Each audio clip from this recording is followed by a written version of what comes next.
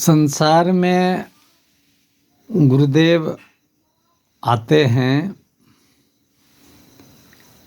आते तो हैं दो हाथ दो पैर लेके, लेकिन उनकी बुद्धि प्रखर रहती है और अपनी बुद्धिमत्ता से ऐसे आचरण प्रदर्शित करते हैं कि उनका आचरण अनुकरणीय हो जाता है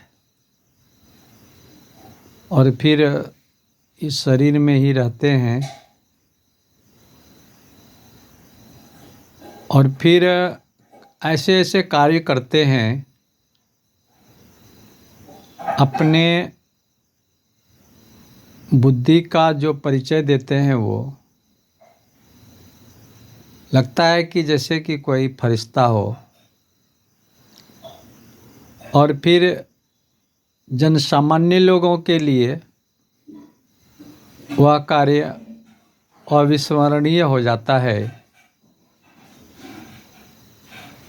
जिसे लोग भूल नहीं सकते हैं। तो ये शक्ति परमात्मा ने सबको दी है। जितने मनुष्य तनधारी हैं, प्रभु भक्ति कर सकते सब लोग कर सकते हैं। अब परमात्मा थोड़ी छूट देते हैं कि आप किधर जाना चाहते हैं। जैसे जो होशियार माई बाप होते हैं वे अपने बच्चों को पढ़ने के लिए स्वतंत्र कर देते हैं कि आप को जिस विषय में जो भी विकल्प चुनना है चुन सकते हैं। तो परमात्मा तो परमपिता है, भगवती हैं, तो वो लोगों को आज़ादी दे देते हैं कि भाई तुमको जो चुनना है चुन लो। झूठ बोलना, सच बोलना, चोरी करना, चोर बनना या साधु बनना, परोपकार करना या परपीड़न देना, जो भी करोगे शक्ति मेरी ही रहेगी।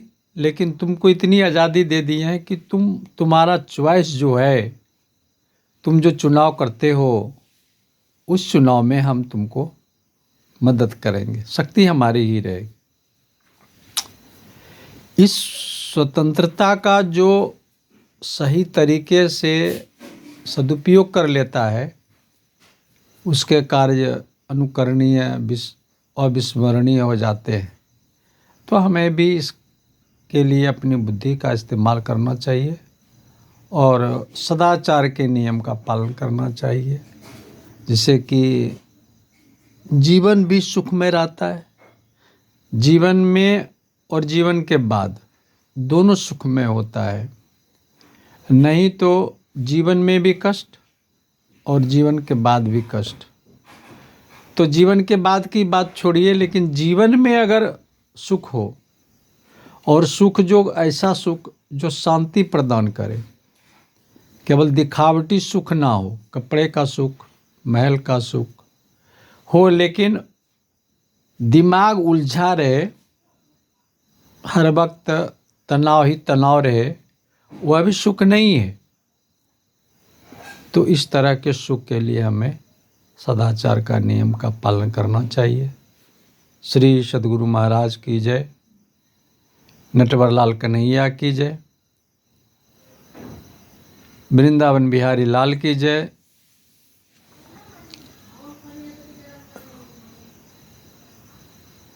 भक्त शिरोमणि तुलसीदास जी महाराज की जय। और जितने भी संत हुए हैं सबको मेरे तरफ से कोटि से नमस्कार।